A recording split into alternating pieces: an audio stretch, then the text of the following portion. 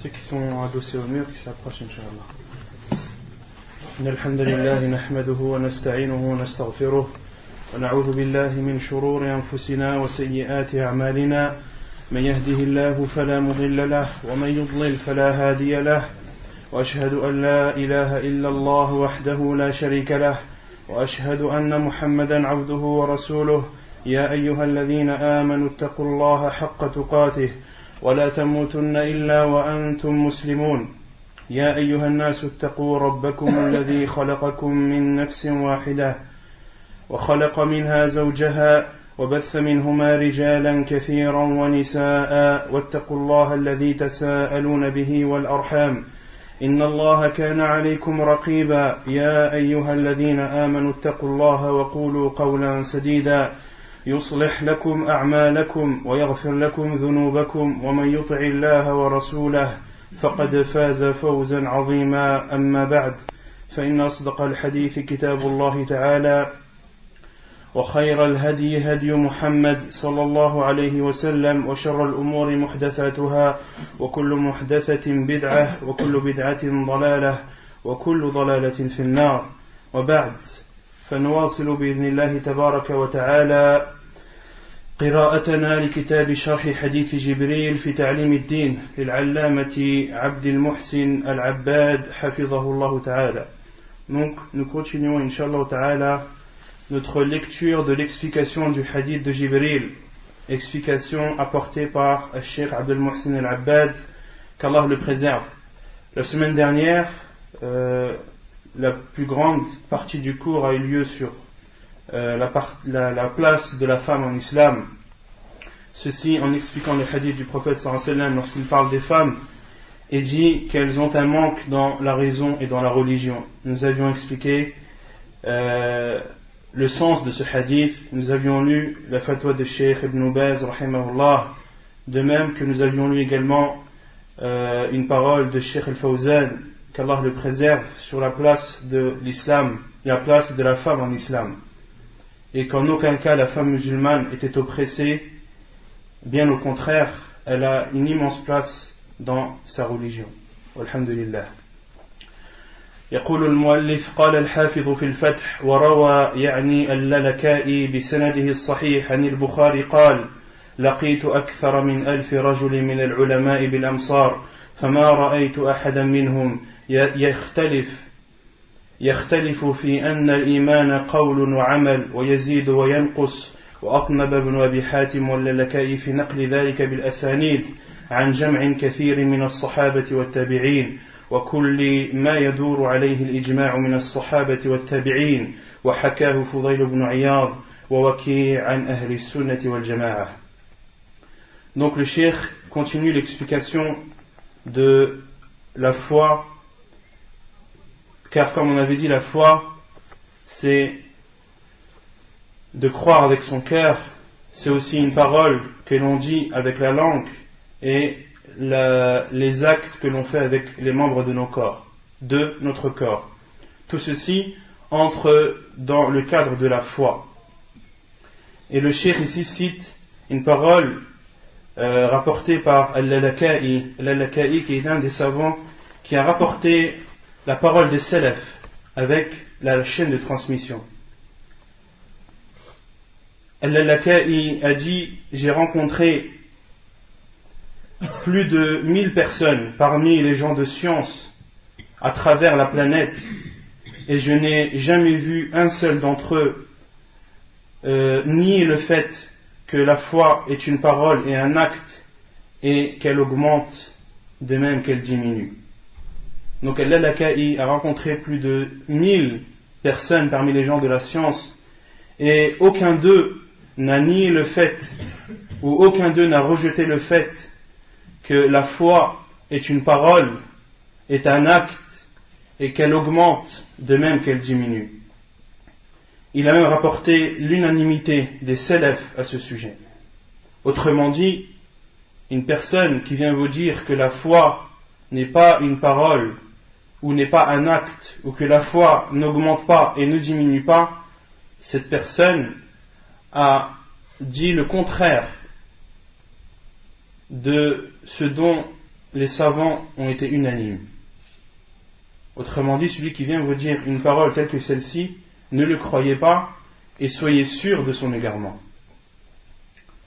ويقول الشيخ وأهل السنة والجماعة وسط في مرتكب الكبيرة بين المرجئة والخوارج والمعتزلة.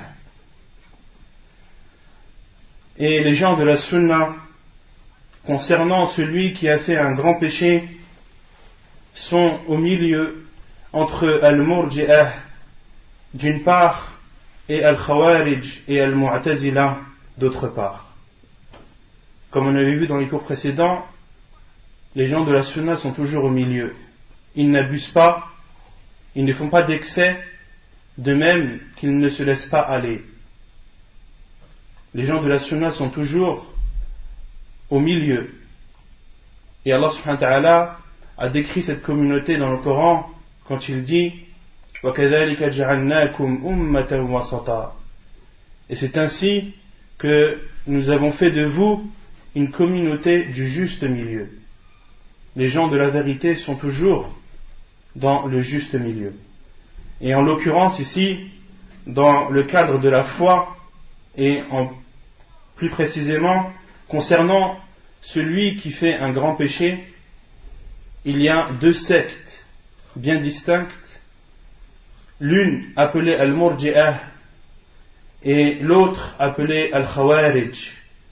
Et al-mu'tazila suivent al-khawarij.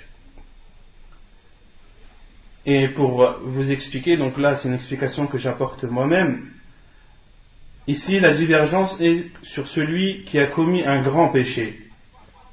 Mais il faut d'abord connaître la définition du grand péché. Qu'est-ce qu'un grand péché? Comment différencier un grand péché d'un petit? Qui connaît la différence? Qui connaît la règle que les savants ont établie afin de connaître un péché lorsqu'il est grand? Non, quand Allah il parle, quand il dit que quand une personne fait telle chose, elle aura telle récompense, c'est-à-dire tel châtiment, ça prouve que ça fait partie du grand péché. Non, c'est une chose. Un péché, il est considéré comme grand lorsque le prophète sallallahu alayhi wa sallam ou Allah azza wa jal dans le Coran ou le prophète sallallahu alayhi wa sallam dans la sunna authentique cite ce péché et cite après le châtiment qu'aura celui qui aura commis ce péché. Lorsqu'un péché est suivi d'un châtiment, ceci prouve que c'est un grand péché. Mais il y a une autre chose aussi que les savants ont cité, autre que le châtiment. Non ? Ça c'est une chose, ça c'est le grand péché ne peut être pardonné que par un repentir. Mais concernant la définition du grand péché, donc on a dit lorsqu'il est suivi d'un châtiment ou d'une malédiction. Lorsqu'il est suivi d'un châtiment ou d'une malédiction. Parce qu'Allah a dit Allah a maudit celui qui mange l'usure ou celui qui le donne à manger. Allah subhanahu wa ta'ala a maudit celui qui fait cela.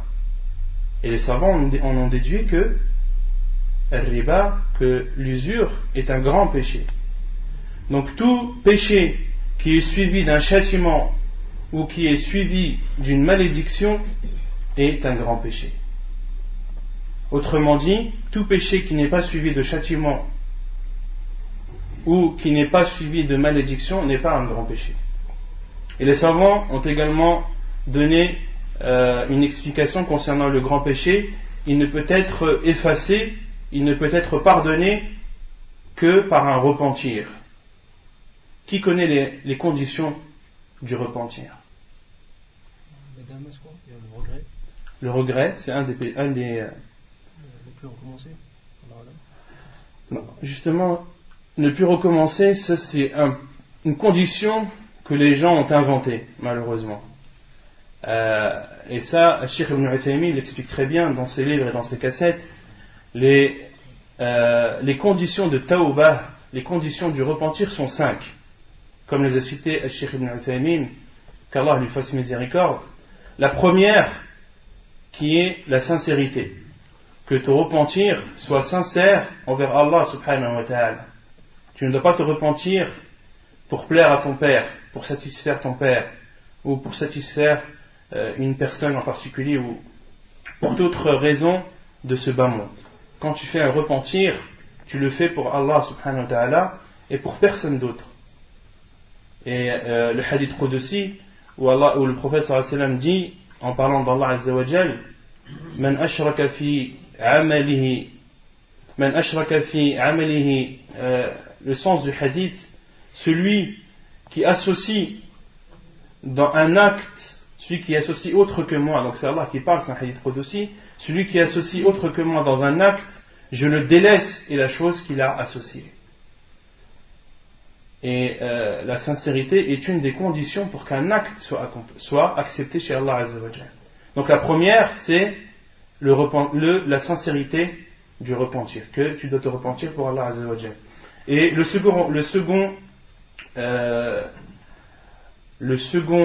la seconde condition est le regret, de regretter d'avoir commis ce péché, de ressentir à l'intérieur de toi un mal-être, de espérer n'avoir jamais commis ce péché, le regretter. C'est une condition pour que le repentir soit accepté. Le troisième, qui est d'arrêter ce péché, de ne plus continuer à le faire, de se stopper, que ce soit un acte interdit ou bien le fait de délaisser une obligation. Si ton péché est d'avoir commis une chose interdite, tu te dois de t'en abstenir, de t'arrêter de suite. Et si ton péché est d'avoir délaissé une obligation, tu dois y accourir, tu dois t'empresser d'appliquer cette obligation.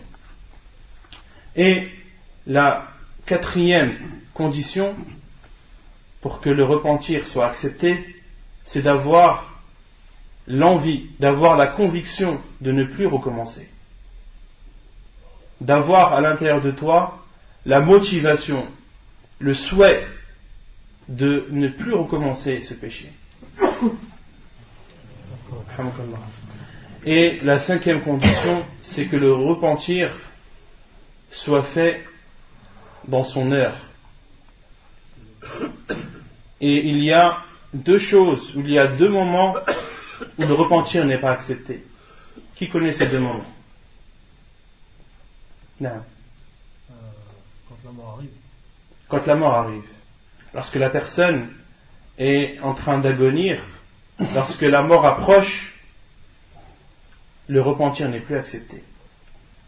Et la preuve est la parole d'Allah Azza wa Jalla lorsqu'il dit وَلَيْسَتِ التَّوْبَةِ لِلَّذِينَ يَعْمَلُونَ السَّيِّئَاتِ حَتَّى إِذَا حَضَرَ أَحَدَهُمُ الْمَوْتِ قَالَ إِنِّي تُبْتُ الْآنَ وَلَا الَّذِينَ يَمُوتُونَ وَهُمْ كُفَّارٌ. Allah subhanahu wa ta'ala dit son le sens, il n'y a pas de repentir pour ceux qui ont accompli des péchés. وَلَيْسَتِ التَّوْبَةُ لِلَّذِينَ يَعْمَلُونَ السَّيِّئَاتِ حَتَّى إِذَا حَضَرَ أَحَدَهُمُ الْمَوْتِ, jusque lorsque l'un d'entre eux est en train d'agonir et que la mort approche, il dit je me suis repenti ou je me repens maintenant. Allah subhanahu wa ta'ala n'accepte pas ce repentir. وَلَا الَّذِينَ يَمُوتُونَ وَهُمْ كُفَّارٌ. De même qu'Allah n'accepte pas le repentir des non-musulmans. Donc le repentir doit être fait avant l'agonie de la mort. Et l'autre preuve sur cela est lorsqu'Allah subhanahu wa ta'ala nous parle de Pharaon dans Surat Yunus. Et lorsque l'océan s'est refermé sur Pharaon et sa troupe, qu'est-ce qu'il a dit Pharaon? Inni amantu billadhi amanat bihi banu Israël wa ana min al-muslimin. Je crois maintenant à ce dont a cru les fils d'Israël, c'est-à-dire Allah Azza wa Jal. Ils ont cru en Allah et en Moussa alayhi salam. Wa ana min al-muslimin. Et je suis maintenant parmi les musulmans. Et Allah subhanahu wa ta'ala lui a répondu Al-an wa qad asayta qablu wa kunta min al-mufsidin. Est-ce maintenant que tu te repens alors qu'avant tu faisais partie de ceux qui semaient la turpitude sur terre, Allah subhanahu wa ta'ala n'a pas accepté ce repentir. Et l'autre moment où le repentir n'est pas accepté, qui le connaît? Non.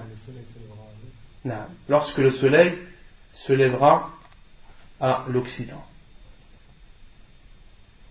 Lorsque le soleil se lèvera de l'endroit où d'habitude il se couche. Et Cheikh Ibn Uthaymin dit, rahimahullah, que lorsque le soleil se lèvera de l'endroit où il se couche, tout le monde croira en Allah Azza wa Jal. Tout le monde suivra l'islam. Mais malheureusement, il sera trop tard.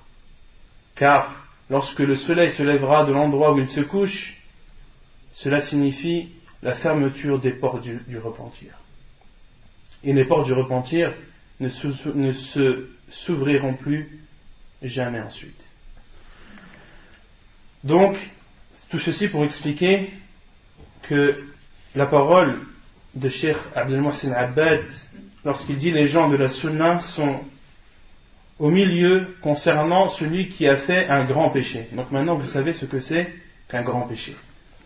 وأهل السنة والجماعة وسط في مرتكب الكبيرة بين المرجئة والخوارج والمعتزلة فالمرجئة فرطوا وجعلوه مؤمنا كامل الإيمان وقالوا لا يضر مع الإيمان ذنب كما لا ينفع مع الكفر طاعة. Donc Al-Murji'ah, qu'est-ce qu'ils disent? Ils disent que celui qui a fait un grand péché est un croyant doté d'une croyance parfaite. Ils disent également que le péché n'a aucune influence sur la foi. De même que la bonne œuvre n'a aucune influence sur la mécréance. Donc ceux-ci sont Al-Murji'ah. والخوارج والمعتزلة أفرطوا فأخرجوه من الإيمان. Quant à Al-Khawarij, concernant Al-Khawarij, c'est tout l'inverse. Ils disent que celui qui a fait un grand péché est un mécréant. Il n'a plus de foi. ثم حكمت الخوارج بكفره. Et la différence entre Al-Khawarij et Al-Mu'tazila, Al-Khawarij disent que celui qui a fait un grand péché est un mécréant. Et le Mu'tazila disent non, il n'est ni croyant ni mécréant. Il est dans un stade entre les deux. Il est dans un degré entre les deux. Mais ils sont d'accord sur une chose, c'est que le jour du jugement, ou dans l'au-delà, il sera éternellement en enfer. Donc Al-Mu'tazila, en fin de compte, rejoignent le Khawarij. Pourquoi? Car qui sont ceux qui resteront en enfer éternellement? Les kuffar. Donc le fait de dire que Al-Mu'tazila, le fait qu'ils disent que celui qui a fait un grand péché est entre les deux, il n'est ni croyant ni musulman, mais ensuite ils disent mais dans l'au-delà, il sera éternellement en enfer. Cela revient à dire qu'il est mécréant. وأهل السنة وصفوا العاصي بأنه مؤمن ناقص الإيمان فلم يجعلوه مؤمنا كامل الإيمان كما قالت المرجئة. Et quant à Ahl al-Sunnah, ils disent à celui qui a fait des grands péchés que c'est un croyant qui a une diminution dans sa foi. فلم يجعلوه مؤمنا كامل الإيمان كما قالت المرجئة. Ahl al-Sunnah ne disent pas concernant celui qui a fait un grand péché que sa foi est complète, comme le dit Al-Murji'ah. وَلَمْ يَجْعَلُوهُ خَارِجًا مِنَ الْإِيمَانِ كَمَا قَالَتِ الْخَوَارِجُ وَالْمُعْتَزِلَةِ. De même qu'ils ne le rendent pas mécréant, ils ne le sortent pas de l'islam, comme l'a fait Al-Khawarij et Al-Mu'tazila. بَلْ قَالُوا هُوَ مُؤْمِنٌ بِإِيمَانِهِ فَاسِقٌ بِكَبِيرَتِهِ. Ils disent, Ahl al-Sunnah, que celui qui a fait un péché est un croyant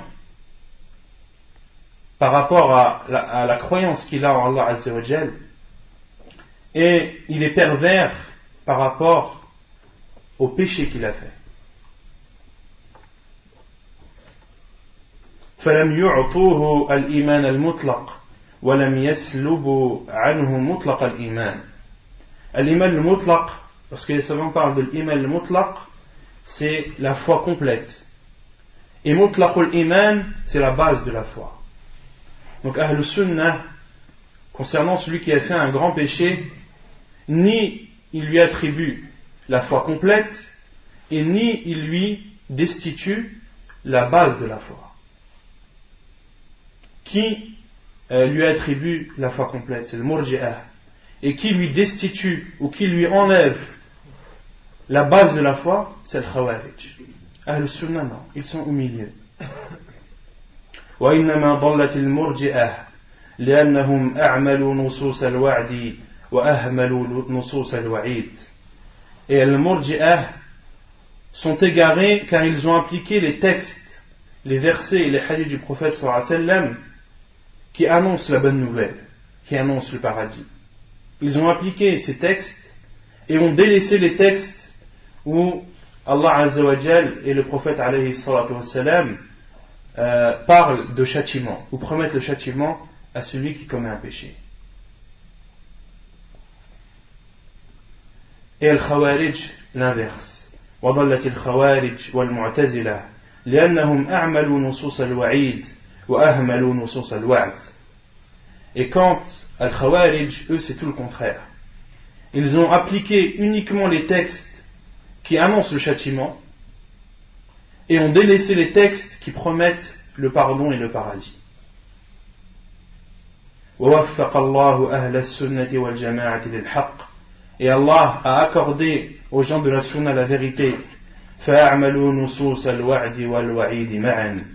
Et les gens de la sunna ont appliqué à la fois les textes qui promettent le paradis et le pardon, de même qu'ils ont appliqué les textes qui promettent le châtiment et le supplice. فلم يجعلوا مرتكب الكبيرة كامل الإيمان ولم يجعلوه خارج من الإيمان في الدنيا. Ils ne sortent pas celui qui a commis un grand péché de la foi, ou plutôt ils ne considèrent pas celui qui a fait un grand péché, ils ne considèrent pas sa foi complète, de même qu'ils ne le sortent pas de la foi. وفي الآخرة أمره إلى الله. Et dans l'au-delà, son sort revient à Allah Azza wa Jal. إن شاء عذبه وإن شاء عفى عنه. Si Allah veut le châtier, c'est par justice. وإن شاء عفى عنه. Et s'il veut lui pardonner, c'est par sa grâce. Donc celui qui a fait un grand péché, les gens de la sunna, ils ne lui accordent ni la foi grande, ni la foi complète, et ils ne le sortent pas de la foi, c'est-à-dire de la religion. Ils ne le considèrent pas mécréant. Et dans l'au-delà, est-ce qu'il est en enfer ou au paradis? Allahu A'lam. Ceci, son sort est entre les mains d'Allah Azza wa Jal. S'il veut lui pardonner, il lui pardonne. S'il veut le châtier, il le châtie. وإذا عذبه فإنه لا يخلده في النار كما يخلد فيها الكفار. Et si Allah subhanahu wa ta'ala le châtie celui qui a commis un grand péché, il ne restera pas éternellement en enfer, comme le resteront les mécréants, ceux qui n'ont pas cru en Allah Azza wa Jal. بل يخرج منها ويدخل الجنة. Mais bien au contraire, celui qui a commis un grand péché et ensuite à qui Allah Azza wa Jal a décidé de le châtier, il sortira un jour ou l'autre de l'enfer et entrera au paradis. Mais la durée qu'il restera en enfer, Allahu A'lam, c'est Allah qui la connaît. Rester déjà une seconde en enfer, c'est déjà un supplice énorme. ويجتمع في العبد إيمان ومعصية وحب وبغض فيحب على ما عنده من الإيمان ويبغض على ما عنده من الفسوق والعصيان. Et dans le croyant, il y a à la fois deux choses qui sont rassemblées, la foi et le péché, et le fait d'aimer et de détester. Le croyant est aimé pour ce qu'il a comme foi, pour ce qu'il détient comme foi en Allah Azza wa Jal, et il est détesté pour ce qu'il commet comme péché. وهو نظير الشرك الذي يكون محبوبا إذا نظر إلى ما بعده وهو الموت وغير محبوب إذا نظر إلى ما قبله وهو الشباب كما قال الشاعر الشيب كره وكره أن نفارقه فاعجب لشيء على البغضاء محبوب. Et Cheikh Abdul Muhsin Abbad donne un exemple du croyant, il dit c'est comme la vieillesse. La vieillesse, elle est à la fois aimée et détestée. Elle est aimée lorsque l'on voit ce qu'il vient après, c'est-à-dire la mort. Et elle est détestée lorsque la personne regarde le passé, lorsqu'elle était jeune. Donc la vieillesse est à la fois aimée et détestée. De même pour le croyant, il est à la fois aimé et détesté. Il est aimé pour ce qu'il a comme bien, pour ce qu'il a comme foi en Allah Azza wa Jal, pour ce qu'il fait comme bonne œuvre, et il est détesté sur ce qu'il commet comme péché. Et il a cité un vers que je traduirai, je vais essayer de traduire. La vieillesse est détestable, de même qu'il est détestable de s'en séparer. Étonne-toi donc d'une chose qui, en étant détestée, est aimée. والفائدة التاسعة الإحسان والإيمان والإسلام درجات فأعلى الدرجات الإحسان ودونه درجة الإيمان ودون ذلك درجة الإسلام. Ensuite le cheikh explique la bienfaisance. Il dit la bienfaisance, la foi et l'islam sont des degrés distincts. فأعلى الدرجات الإحسان, le plus haut degré est la bienfaisance. وَدُونَهُ دَرَجَةُ الْإِيمَانِ, et ensuite vient le degré de la foi. وَدُونَ ذَلِكَ دَرَجَةُ الْإِسْلَامِ, et ensuite vient le degré de l'islam. فَكُلُّ مُحْسِنٍ مُؤْمِنٌ مُسْلِمٌ, tout bienfaisant est à la fois croyant et musulman. وَكُلُّ مُؤْمِنٍ مُسْلِمٌ, et tout croyant est musulman. وَلَيْسَ كُلُّ مُؤْمِنٍ مُحْسِنًا, mais tout croyant n'est pas forcément bienfaisant. وَلَا كُلُّ مُسْلِمٍ مُؤْمِنًا مُحْسِنًا, de même que tout musulman n'est pas forcément croyant et bienfaisant. وَلِهَذَا جَاءَ فِي سُورَةِ الْحُجُرَاتِ قَالَتِ الْأَعْرَابُ آمَنَّا قُلْ لَمْ تُؤْمِنُوا وَلَكِنْ قُولُوا أَسْلَمْنَا وَلَمَّا يَدْخُلِ الْإِيمَانُ فِي قُلُوبِكُمْ. Allah Azza wa Jal dit selon le sens, les Bédouins ont dit, vous n'avez pas encore la foi. Dis plutôt, ou plutôt, les Bédouins ont dit, nous avons la foi. Dites plutôt, nous nous sommes simplement soumis, car la foi n'a pas encore pénétré dans vos cœurs. Donc ici, l'Arab, les Bédouins ont dit, nous avons cru. Et Allah Azza wa Jal ordonne à son prophète alayhi salatu wassalam de leur répondre, dis, vous n'avez pas cru, mais vous vous êtes soumis, car la foi n'est pas encore entrée dans votre cœur. Donc il y a bien là une différence de degré entre la foi et l'islam.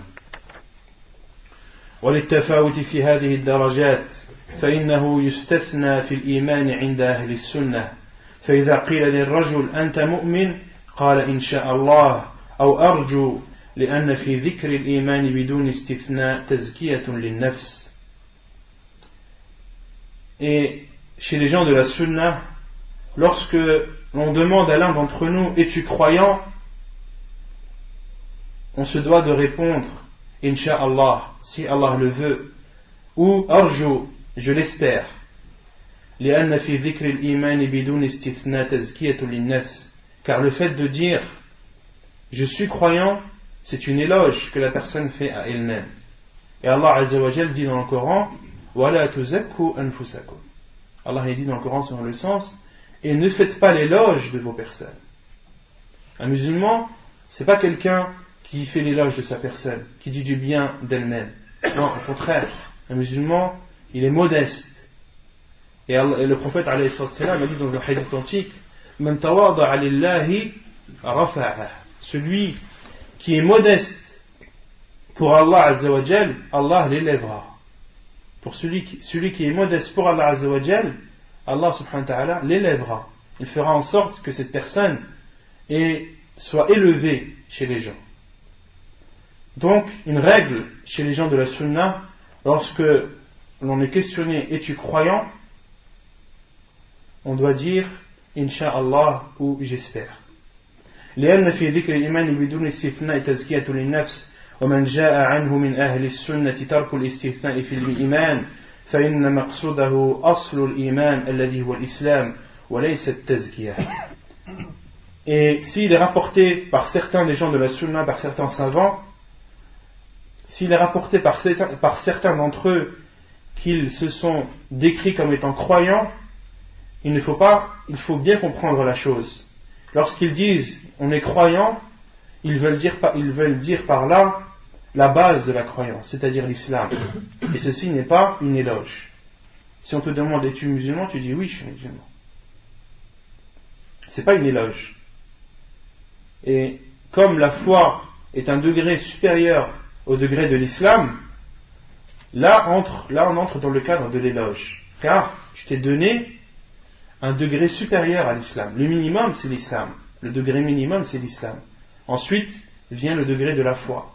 Si tu t'attribues le degré de la foi sans dire Inch'Allah ou j'espère, tu t'es alors attribué une place élevée. Autrement dit, tu as fait l'éloge de ta personne.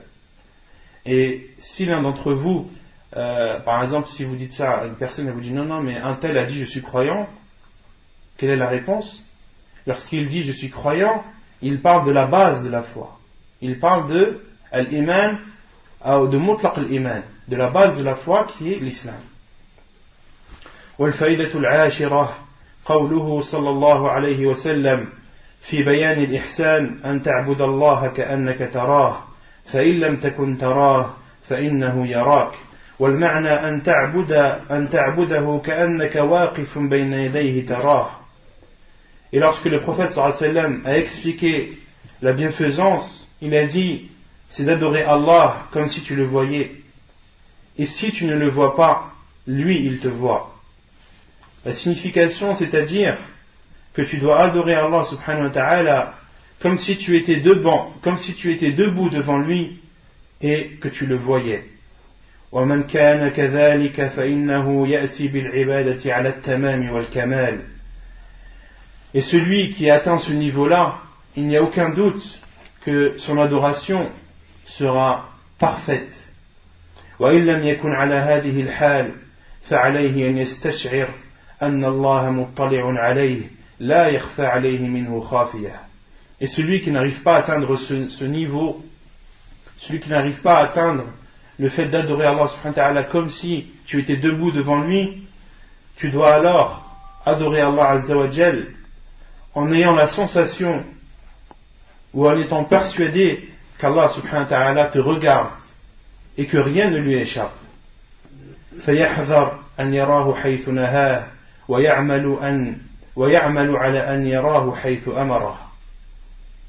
Et lorsque tu fais un mal, tu prends garde à ne pas faire de mal, car Allah subhanahu wa ta'ala te verra.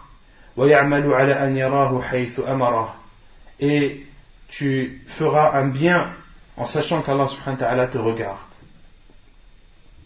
قال ابن رجب في شرح هذا الحديث في كتابه جامع العلوم والحكم فقوله صلى الله عليه وسلم في تفسير الإحسان أن تعبد الله كأنك تراه إلى آخره يشير إلى أن العبد يعبد الله على هذه الصفة وهي استحضار قربه وأنه بين يديه كأنه يراه وذلك يوجب الخشية والخوف والهيبة والتعظيم كما جاء في رواية أبي هريرة أن تخشى الله كأنك تراه.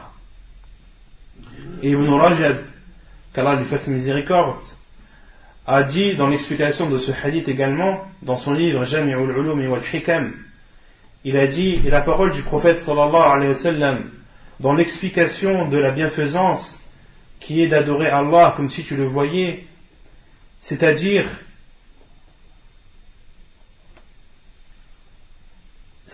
que le serviteur adore Allah Azza wa Jal en ayant la sensation qu'Allah subhanahu wa ta'ala est proche de lui et que ce serviteur est debout devant Allah subhanahu wa ta'ala comme s'il le voyait.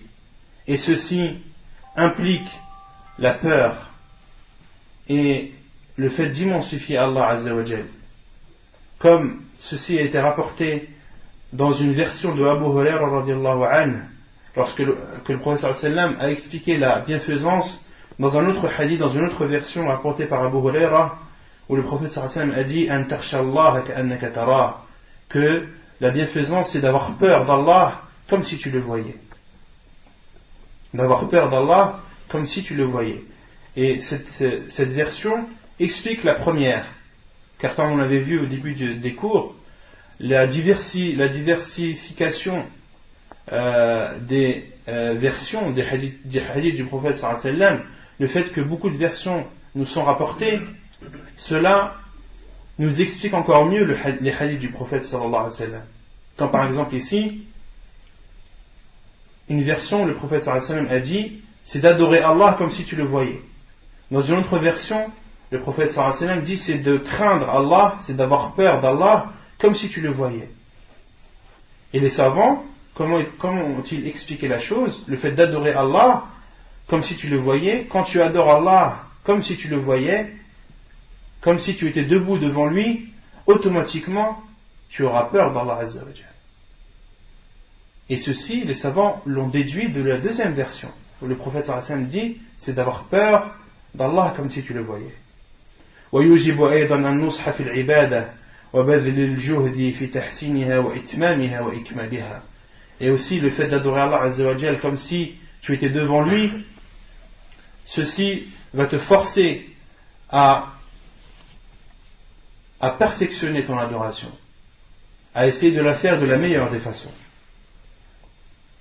وقال قوله صلى الله عليه وسلم فإن لم تكن تراه فإنه يراك قيل إنه تعليل للأول فإن العبد إذا أمر بمراقبة الله في العبادة واستحضار قربه من عبده حتى كأن العبد يراه فإنه قد يشق ذلك عليه فيستعين على ذلك بإيمانه بأن الله يراه. Donc, le fait que le prophète sallallahu alayhi wa sallam a dit, et si tu ne le vois pas, lui il te voit, donc le plus haut degré de bienfaisance c'est d'adorer Allah Azza wa Jal comme si tu le voyais. Et si tu ne le vois pas, sache que lui il te voit. Les savants ont expliqué et ont dit que un serviteur qui est demandé d'adorer Allah, à qui il est demandé d'adorer Allah subhanahu wa ta'ala en ayant le plus haut degré de bienfaisance, c'est-à-dire d'adorer Allah tout le temps comme s'il le voyait, comme s'il voyait Allah, ceci peut être difficile pour les gens. Les personnes peuvent le faire de temps en temps, mais d'adorer Allah tout le temps comme si tu le voyais, c'est une chose très difficile à faire. C'est pour cela que le prophète sallallahu alayhi wa sallam a dit, et si tu ne le vois pas, lui il te voit. C'est-à-dire, si tu ne peux pas adorer Allah comme si tu le voyais, eh bien sache qu'Allah subhanahu wa ta'ala te regarde. Adore-le en sachant qu'Allah subhanahu wa ta'ala te regarde et que rien de ce que tu fais ne lui échappe.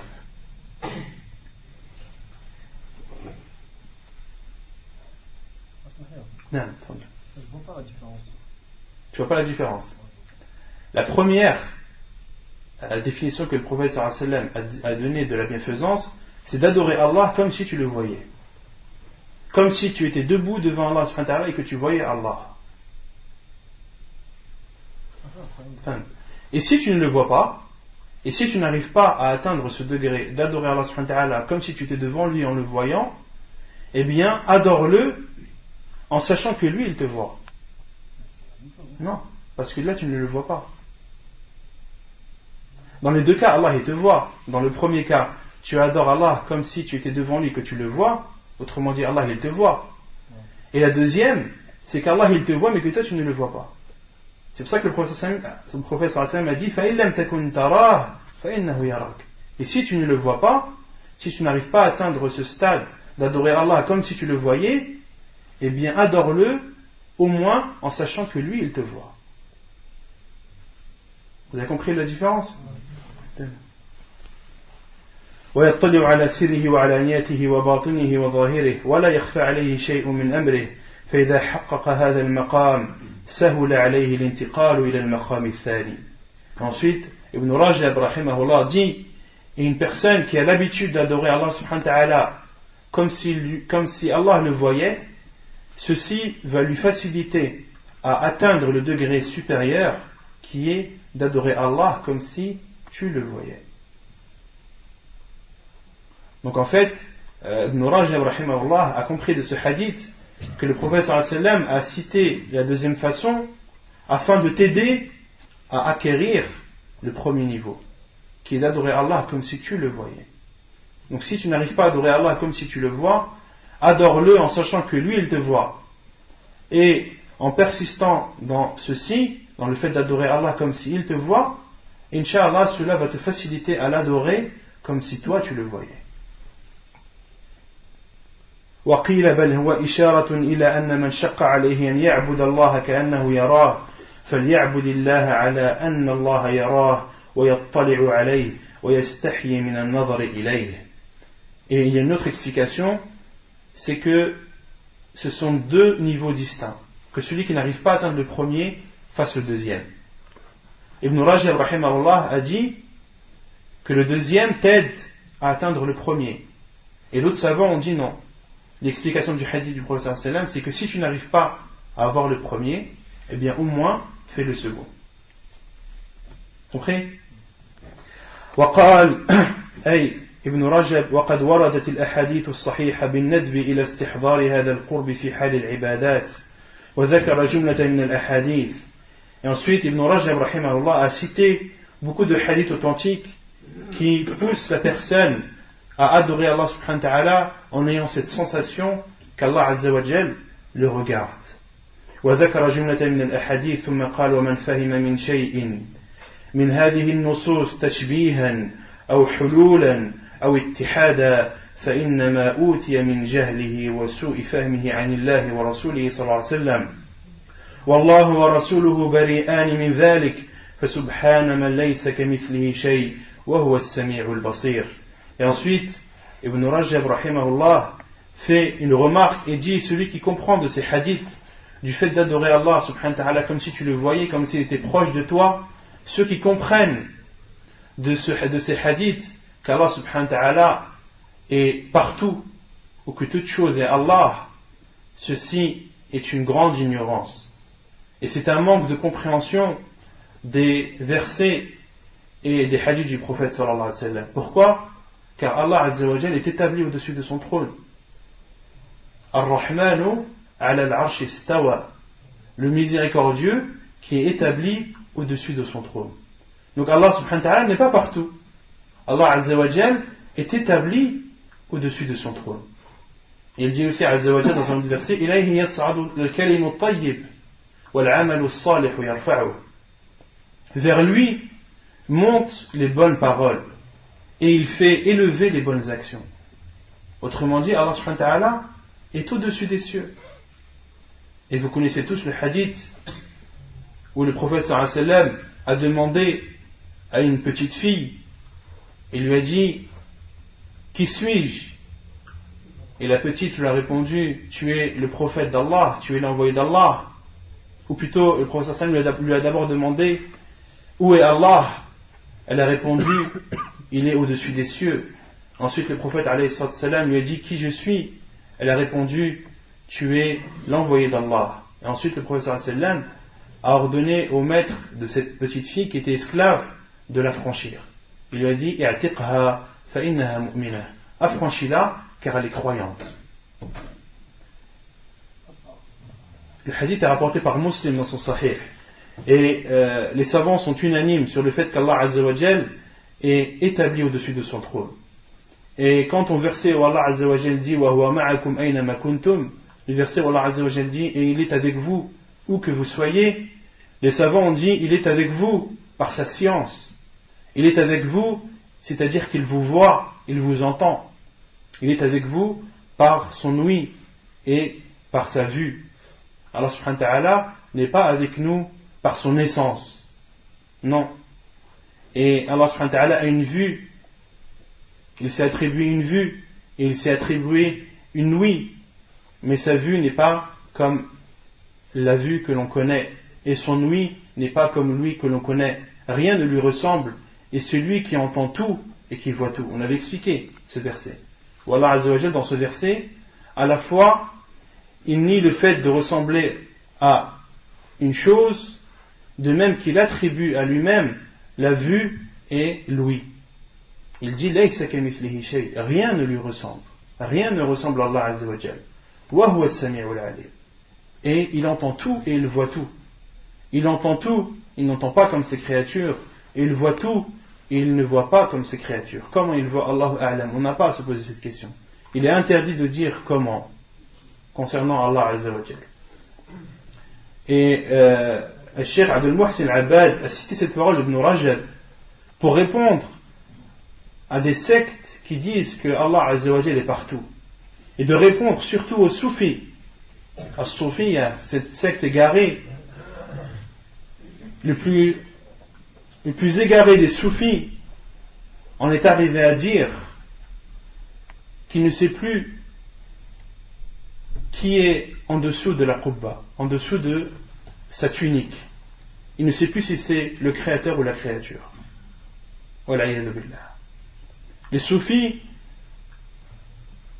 ont abusé dans la spiritualité à tel point que certains d'entre eux ont dit qu'ils ont fusionné avec Allah Azza wa Jal. Wal'iyadhu billah. Ils ont dit qu'ils ont tellement atteint un degré de spiritualité que eux et Allah font un. Wal'iyadhu billah. Et c'est pour cela que les savants ont expliqué la parole de ce grand soufi qui est mécréant sans aucun doute, qui a dit en dessous de la tunique, c'est-à-dire la tunique qu'il porte, il ne sait plus si c'est le créateur ou la créature qui est en dessous de la tunique. Wal'iyadhu billah.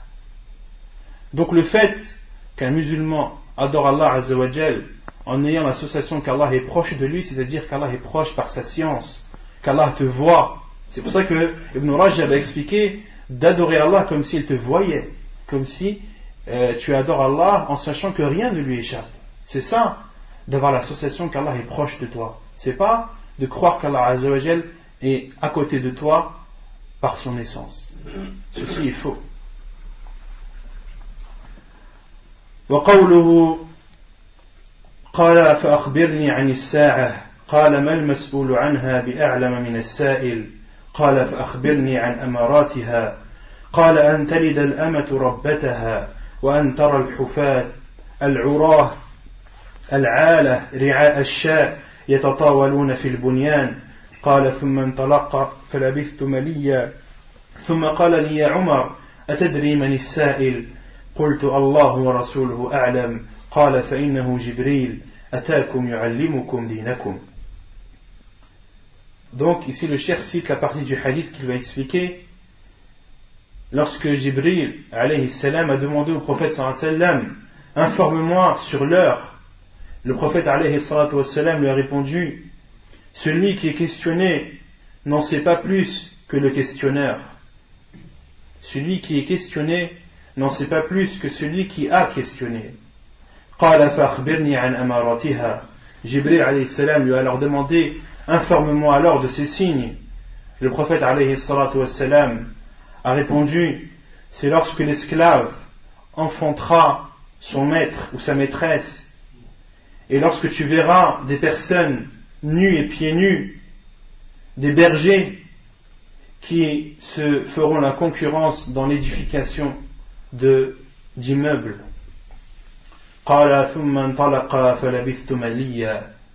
Ensuite Omar radiallahu anhu a dit, il est parti en parlant de Jibril alayhi salam, je suis resté un moment, puis le prophète alayhi salam m'a dit, ô Omar, sais-tu quelle est la personne qui a posé les questions?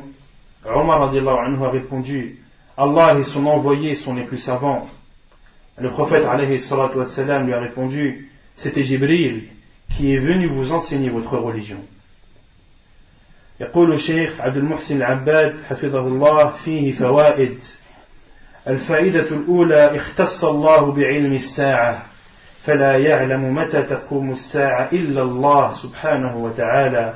قال عز وجل إن الله عنده علم الساعة وينزل الغيث ويعلم ما في الأرحام وما تدري نفس ماذا تكسب غدا وما تدري نفس بأي أرض تموت إن الله عليم خبير وقال تعالى وعنده مفاتح الغيب لا يعلمها إلا هو ومنها علم الساعة ففي صحيح البخاري عن ابن عمر رضي الله عنه قال النبي صلى الله عليه وسلم مفاتيح الغيب 5 ثم قرأ إن الله عنده علم الساعة وقال تعالى يسألونك عن الساعة أيان مرساها قل إنما علمها عند ربي لا يجليها لوقتها إلا هو ثقلت في السماوات والأرض لا تأتيكم إلا بغتة يسألونك كأنك حفي عنها قل إنما علمها عند الله ولكن أكثر الناس لا يعلمون.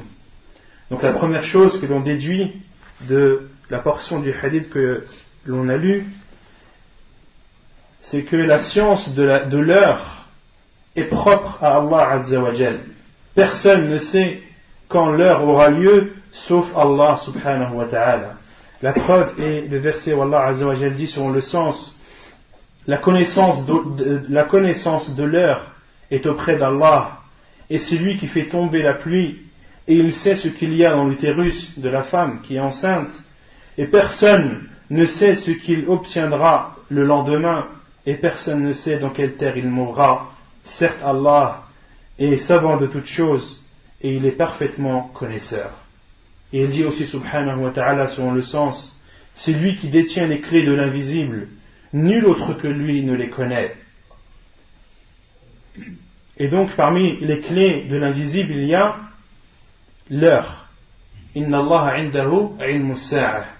La connaissance de l'heure est auprès d'Allah. Donc c'est une des 5 clés de l'invisible qui ne sont connues que d'Allah subhanahu wa ta'ala.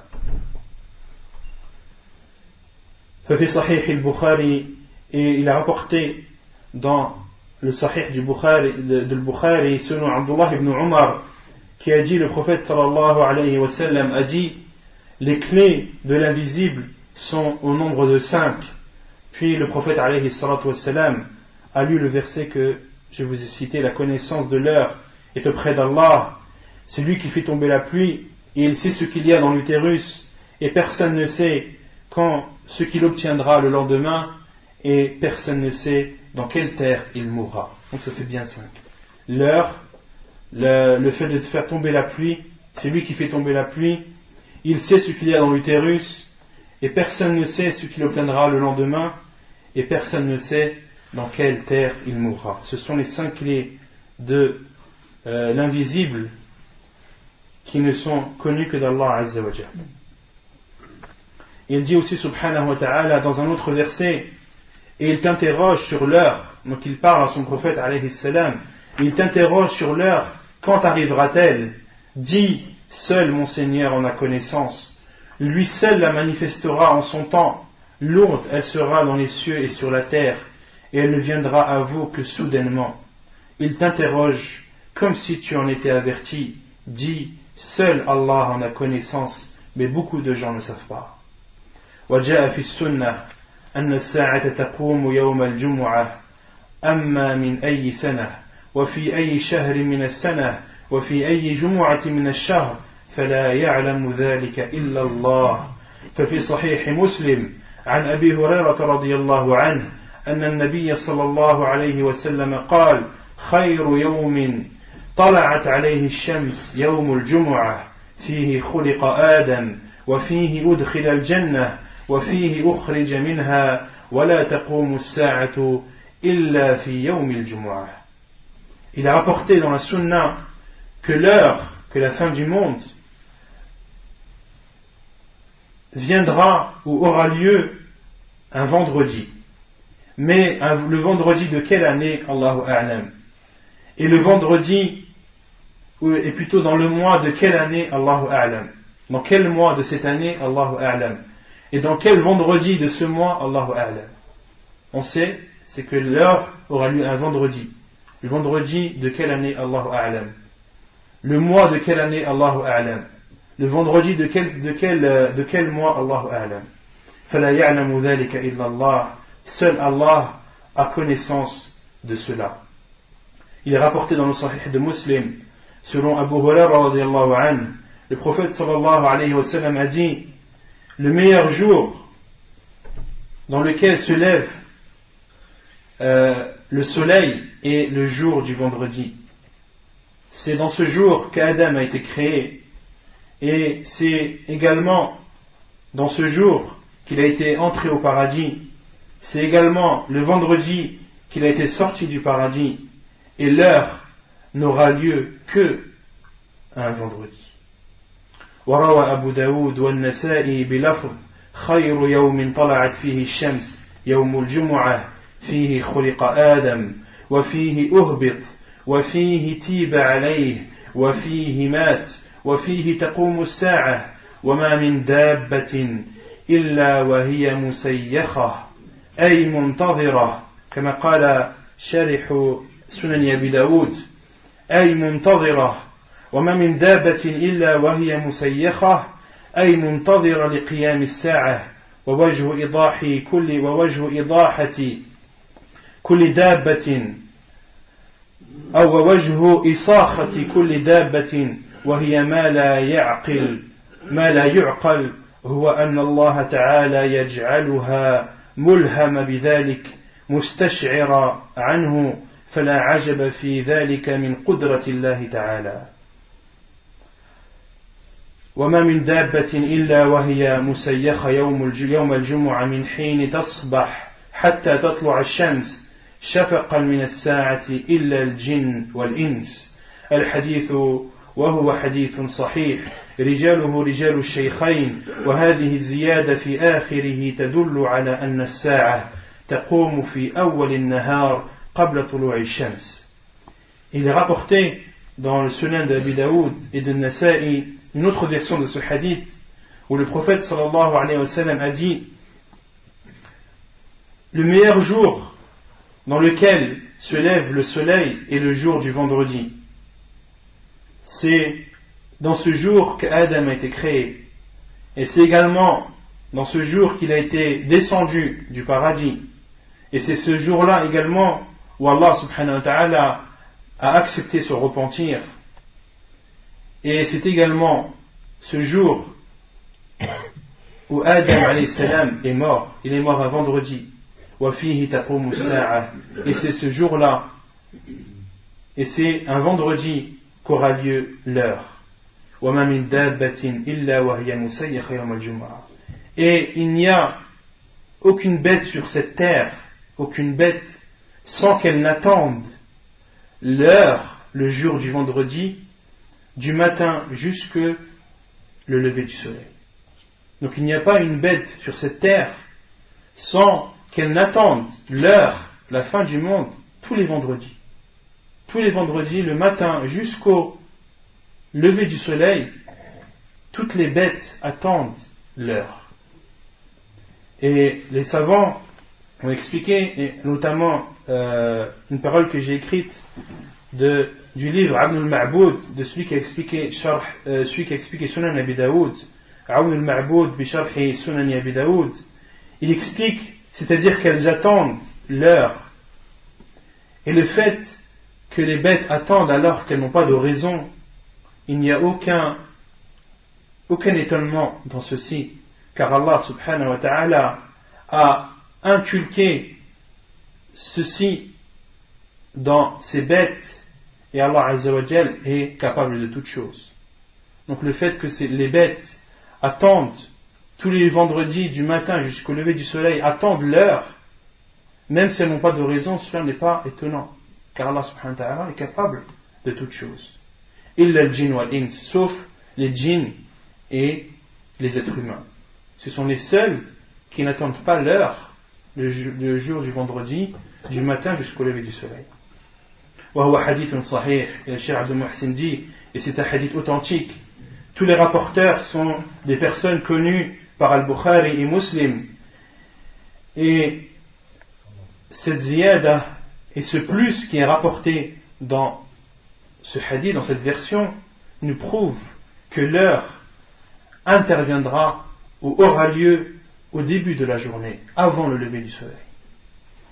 Donc on comprend de ce hadith que l'heure, la fin du monde, aura lieu un vendredi avant le lever du soleil, au tout début de la journée. والفائدة الثانية تطلق الساعة ويراد بها الموت عند النفخ في الصور كما قال صلى الله عليه وسلم لا تقوم الساعة إلا على شرار الناس رواه مسلم. Et l'heure, elle est utilisée et elle veut dire des fois plusieurs choses. Elle est utilisée et elle veut dire le fait d'insuffler sur la trompe. La mort qui est suivie après le premier soufflement de la trompe. Car comme vous le savez, Israfil, alayhi salam, est l'ange qui est chargé de souffler dans la trompe. Il va souffler 2 fois dans la trompe. La première fois qu'il soufflera dans la trompe, ce sera l'heure, ce sera la fin du monde. Après avoir soufflé dans la trompe, toutes les personnes, toute chose vivante mourra. Et la deuxième fois qu'il va souffler dans la trompe, ce sera le début du jugement. Ce sera le début du jour du jugement. Et après le deuxième soufflement de la trompe, les gens sortiront de leur tombe et seront ressuscités. Et le prophète sallallahu alayhi wa sallam a dit, l'heure n'aura lieu ou n'interviendra que sur les pires des gens. Ala shirar al-nas. Et il y a un autre hadith du prophète sallallahu alayhi wa sallam authentique où le prophète sallallahu alayhi wa sallam a dit, l'heure n'aura pas lieu ou n'aura pas lieu alors que sur terre il y aura encore une personne qui dit Allah. Tant qu'une personne sur terre dira Allah, l'heure n'aura pas lieu. L'heure aura lieu, la fin du monde aura lieu sur les pires des gens, sur les gens les plus mauvais. Et une anecdote, ou plutôt pour répondre à Sophia, encore comme on parlait de Sophia tout à l'heure, car les soufis font des réunions où soi-disant ils invoquent Allah subhanahu wa ta'ala en disant Allah, Allah, Allah, Allah. Et les savants ont interdit, on dit qu'il est interdit d'invoquer Allah ou de faire le dhikr en disant Allah tout seul. C'est interdit. Et les soufis, lorsqu'on leur dit que c'est interdit, ils disent non, c'est pas interdit. Car le prophète sallallahu alayhi wa sallam a dit, l'heure n'aura pas lieu tant que sur terre il y aura une personne qui dit Allah. Donc nous on dit Allah, Allah, Allah. Et là, le sunnah qui suivent la vérité leur ont répondu. Et comment est-ce qu'ils leur ont répondu? Il y a une autre version du hadith où le prophète sallallahu alayhi wa sallam dit, l'heure n'aura pas lieu tant que sur terre il y aura une personne qui dit La ilaha illallah. Donc les savants ont dit, le prophète sallallahu alayhi wa sallam, lorsqu'il a dit Allah, il veut dire par là La ilaha illallah. L'heure n'aura pas lieu tant que sur terre il y aura une personne qui dira La ilaha illallah. Donc c'est comme ça qu'il faut comprendre le hadith du prophète sallallahu alayhi wa sallam, et non comme l'ont compris les soufis qui ont déduit une grosse innovation. وكل من مات قبل ذلك فقد جاءت ساعته وقامت قيامته وانتقل من دار العمل إلى دار الجزاء وتطلق ويراد بها البعث كما قال الله عز وجل في آل فرعون النار يعرضون عليها غدوا وعشيا ويوم تقوم الساعة أدخلوا آل فرعون أشد العذاب. Donc l'heure, comme on a dit, parfois elle veut dire la fin du monde. La preuve c'est le hadith qu'on a cité. L'heure n'interviendra que sur les pires des gens. Et l'heure, elle est aussi citée dans le Coran et elle veut dire la résurrection. La preuve est le verset où Allah subhanahu wa ta'ala dit le feu auquel ils seront exposés en parlant des partisans de Pharaon.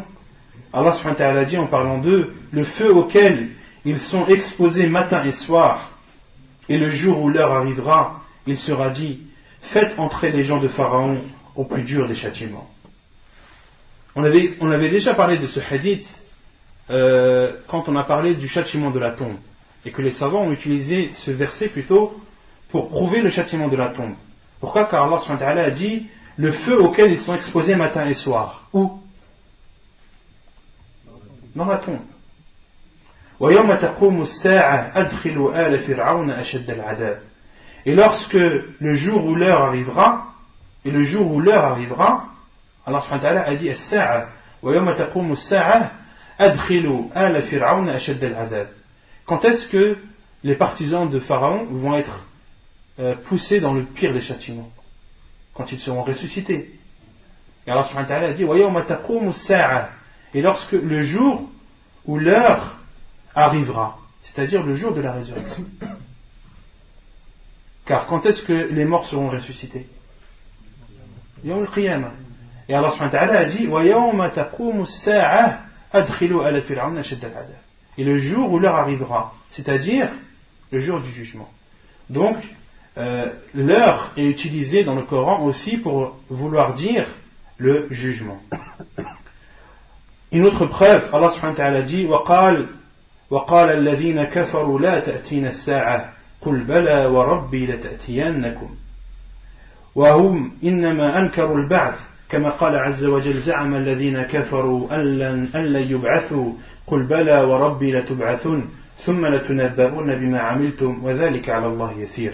Donc une autre preuve qui nous montre que l'heure, lorsqu'elle est citée, elle veut également dire le jour du jugement, c'est le verset où Allah subhanahu wa ta'ala dit en parlant des mécréants, ceux qui ne croient pas disent l'heure ne nous viendra pas, dit par mon Seigneur. Donc Allah subhanahu wa ta'ala dit à son prophète alayhi salam, réponds-leur, dis par mon Seigneur, très certainement elle vous viendra.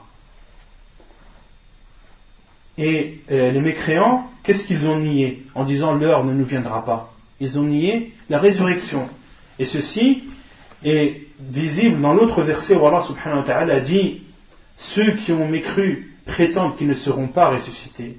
Dis, mais si, par mon Seigneur, vous serez très certainement ressuscités, puis vous serez certes informés de ce que vous faisiez, et cela est facile pour Allah. Donc, on voit bien que dans ce verset, les mécréants, ceux qui ne croient pas en Allah Azza wa Jal, qu'est-ce qu'ils ont nié? Ils ont nié la résurrection. Et Allah subhanahu wa ta'ala a cité dans l'autre verset ceux qui ne croient pas disent l'heure ne nous viendra pas. Autrement dit, l'heure ici ça veut dire la résurrection. Donc ce qu'on doit retenir, c'est que l'heure elle veut dire à la fois la fin du monde, mais elle veut aussi dire parfois le jour du jugement. On va s'arrêter ici pour aujourd'hui, Inch'Allah Ta'ala. On va continuer et terminer notre explication du hadith de Jibril la semaine prochaine. Et le cours de la semaine prochaine aura lieu à 20h30. Inch'Allah Ta'ala, le cours la semaine prochaine aura lieu à 20h30. Donc 1h15 avant Al-Maghrib, Salat Al-Maghrib. Non. C'est quoi la différence? J'avais juste une question entre croyants et musulmans. Je sais pas comment. Entre croyants et musulmans, être croyant, c'est un degré au-dessus de l'islam. L'islam, c'est, par exemple, d'appliquer ce qu'Allah subhanahu wa ta'ala t'a ordonné de faire, d'appliquer le minimum. À partir du moment où tu fais le minimum de ce qui t'est demandé, tu es musulman. D'accord? Ensuite, t'en as à qui le fait de faire le minimum ne suffit pas. T'en as qui veulent faire plus. D'accord? Et le fait de faire plus, ça fait de la personne qu'il atteint le degré de la foi. Et lorsqu'il fait encore plus, à tel point qu'il adore Allah subhanahu wa ta'ala comme s'il le voit, ou à défaut comme si Allah le voit, lui il a atteint le degré de la bienfaisance. Donc il y a 3 degrés qu'il faut distinguer. L'islam qui est le degré minimum, de faire tout ce qu'Allah t'a ordonné de faire, de délaisser tout ce qu'Allah subhanahu wa ta'ala t'a interdit de faire. D'accord? Quand tu fais ceci, tu es un musulman. Pour celui qui veut faire plus, tu fais par exemple ce qu'Allah subhanahu wa ta'ala t'a conseillé de faire, ce que le prophète sallallahu alayhi wa sallam nous a conseillé de faire, nous a dit que c'était un plus. D'accord? Là tu atteins le degré de la foi. Et ensuite, quand tu adores Allah subhanahu wa ta'ala comme si tu le voyais, ou à défaut comme si lui il te voit, là tu as atteint le degré de la bienfaisance. Barakallahu fik.